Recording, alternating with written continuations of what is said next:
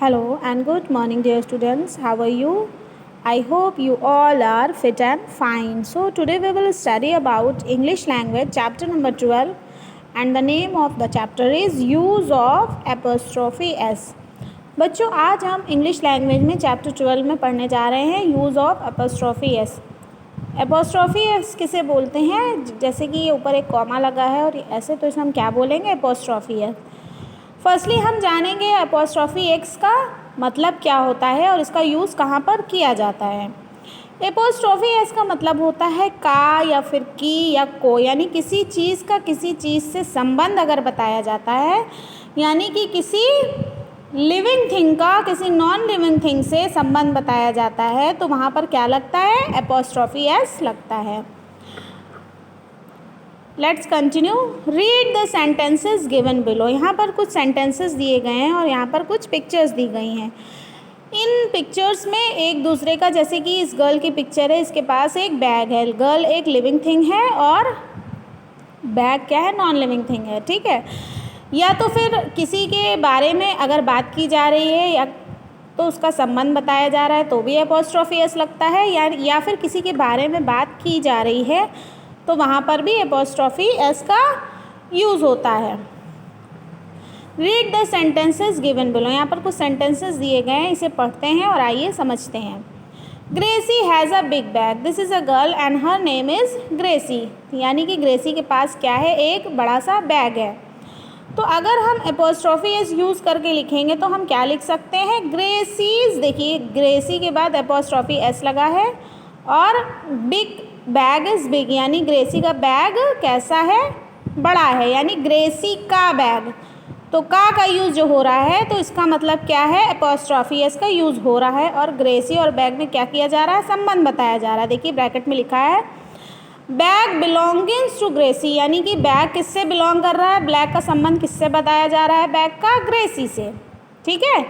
इसी तरह number 2, the eagle has sharp eyes. यानी कि यहाँ पर जो ईगल की पिक्चर बनी है इसके बारे में क्या बताया जा रहा है?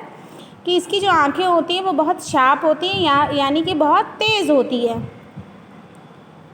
The eagle's eyes are sharps. यानी कि जो ईगल की एपोस्ट्रॉफी एस का मतलब क्या होता है? की. यहाँ पर हम लिख देते हैं का, की या फिर के.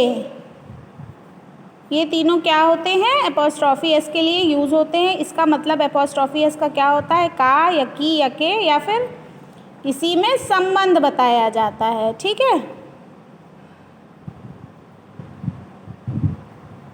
तो ये क्या होगा? एपोस्ट्रॉफी एस यहाँ पर यूज़ होगा. तो यहाँ पर इसी तरह the eagle has sharp eyes, यानी कि जो ईगल की आँख है वो कैसी है? शार्प है, यानी तेज़ है. तो यहाँ पर the eagle's eyes are sharp, यानी ईगल की आँख शार्प है. तो एपोस्ट्रॉफी एस लग गया. ठीक है. नंबर 3 है the pilot is in blue uniform. यहाँ पर एक पायलट की पिक्चर बनी है. ये क्या है? कैसा यूनिफॉर्म इसके पास है? कैसे यूनिफॉर्म है पहना हुआ है? ब्लू कलर का. तो पायलट का ब्लू यूनिफॉर्म से संबंध बताया जा रहा है. तो क्या बताया जा रहा है? The pilots uniform is blue, यानी कि पायलट का यूनिफॉर्म ब्लू कलर का है. ठीक है. तो यहाँ पर पायलट्स हो जाएगा, एपोस्ट्रॉफी एस लग जाएगा. Uniform belongings to the pilot, यानी कि पायलट जो होता है, जो एरोप्लेन चलाता है, उसका संबंध किससे बताया जा रहा है? ब्लू कलर के यूनिफॉर्म से बताया जा रहा है कि उसका यूनिफॉर्म कैसा है? पायलट का ब्लू कलर का है. इसी तरह Soha has a big doll, यानी एक गर्ल है, सोहा नाम है इसके पास. क्या है? गर्ल के पास एक बड़ी सी डॉल है. तो हम ये भी बोल सकते हैं सोहाज डॉल इज़ बिग, यानी कि सोहा की डॉल कैसी है? बड़ी है. डॉल बिलोंगिंग्स टू सोहा, यानी जो डॉल है उसका संबंध किससे बताया जा रहा है? सोहा से बताया जा रहा है. ठीक है. We use apostrophe S with naming words to show belonging, यानी किसी भी नेमिंग वर्ड आप समझते हैं, जो नाउन्स होते हैं उसका संबंध अगर हम बताते हैं तो उसके लिए हमें किसका यूज़ होता है? एपोस्ट्रॉफी एस का यूज़ किया जाता है.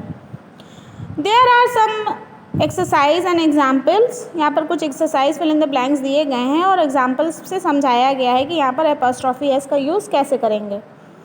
Add apostrophe s and fill in the blanks with the words given in the brackets। यहाँ पर कुछ ब्रैकेट्स में वर्ड्स दिए गए हैं, पिक्चर्स दिए गए हैं और यहाँ पर सेंटेंस को कंप्लीट करना है apostrophe s का यूज़ करके। Number 1 is dog is brown. Bracket में क्या दिया है? टीना। देखिए यहाँ पर एक गर्ल है, इसका नाम टीना है और यहाँ पर ब्राउन कलर का उसका डॉगी है। तो अगर हम हिंदी में इसका अनुवाद करेंगे तो हम क्या कहेंगे? टीना का कुत्ता ब्राउन कलर का है, टीना का। तो इसी का यूज़ अगर हम करेंगे तो टीना की जगह क्या हो जाएगा? टीना के बाद एपोस्ट्रॉफी एस लग गया तो क्या हो गया? टीनाज डॉग इज़ ब्राउन, यानी टीना का जो कुत्ता है वो किस कलर का है? कत्थई कलर का है। ठीक है। सेकेंड है आई एम रीडिंग मालाज बुक। यहाँ पर एक बच्ची है जो एक बुक को पढ़ रही है और क्या बता रही है? आई एम रीडिंग मालाज बुक, यानी मैं मालाज की, यानी माला एक लड़की है, उसकी किताब पढ़ रही हूँ। तो माला की किताब पढ़ रही हूँ, इसलिए माला के बाद एपोस्ट्रॉफी एस हो गया तो सेंटेंस कंप्लीट हो गया। आई एम रीडिंग मालाज बुक, यानी कि मैं मालाज की किताब पढ़ रही हूँ। इसी तरह number 3, the elephant trunk is very long, यानी कि जो हाथी की सूंड है वो कैसी है? बहुत लंबी है।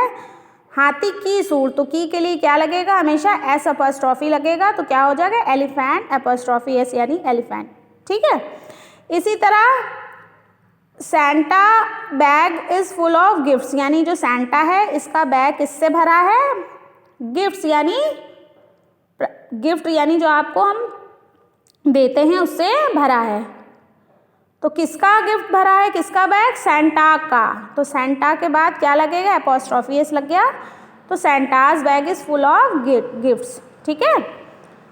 Number 5, I am reading my father's letter, यानी कि मैं अपने किसका? दादाजी का लेटर यानी पत्र पढ़ रहा हूँ। दादाजी का पत्र पढ़ रहा हूँ, तो का के लिए क्या यूज़ होगा? यानी दोनों में संबंध बताया जा रहा है कि ये बच्चा अपने दादाजी का पत्र पढ़ रहा है। पत्र और इस बच्चे में, ग्रैंडफादर में क्या किया जा रहा है? संबंध बताया जा रहा है। Next one, the queen's crown is beautiful, यानी कि ये जो क्वीन है, रानी है, इसका क्या है? क्राउन, यानी जो ताज है वो कैसा है? बहुत खूबसूरत है, ब्यूटीफुल है। The peacock's feather are colourful, यानी ये जो पिकॉक है इसके जो पंख है वो कैसे हैं? बहुत कलरफुल है, यानी रंग बिरंगे हैं। तो पिकॉक में क्या हो रहा है? संबंध बताया जा रहा है किससे? उसके कलर के बारे में बताया जा रहा है, तो इसलिए क्या होगा? पिकॉक्स एपोस्ट्रॉफी एस लग जाएगा। इसी तरह शीलास पेट कैट इज़ वेरी लेज़ी, यानी शीला एक लड़की है, उसके पास जो पालतू बिल्ली है वो कैसी है? बहुत लेज़ी है, यानी बहुत कामचोर है। तो शीला की बिल्ली के बारे में बात हो रही है, तो शीलाज यानी शीला की बिल्ली।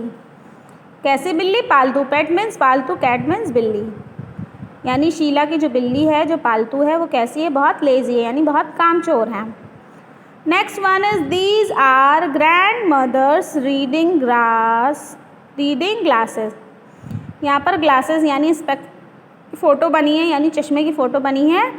दीज आर ग्रैंड मदर्स, यानी कि ये ग्रैंड मदर का पढ़ने के वाला चश्मा है। किसका चश्मा है? ग्रैंड मदर का है। संबंध बताया जा रहा है ना ग्रैंड मदर में और किसमें? इस ग्लासेस में, यानी ये स्पेक्स जो होते हैं चश्मे में। ठीक है। तो क्या लग जाएगा? ग्रैंड मदर में एपोस्ट्रॉफी एस लग जाएगा। लास्ट है the boys mouth is open, यानी कि बच्चा है, देखिए इसका क्या है? मुंह खुला हुआ है। बच्चे का मुंह खुला है, तो बॉयज़ के बाद एपोस्ट्रॉफी लग जाएगा। इसी तरह add S apostrophe S to given naming words to show belonging. यहाँ पर कुछ नेमिंग वर्ड्स दिए गए हैं और इसका क्या बताया गया? दोनों में संबंध बताया गया। जैसे कि मैंने पहले भी आपको बताया, एपोस्ट्रॉफी का मतलब होता है का, की या के, मतलब संबंध बताना।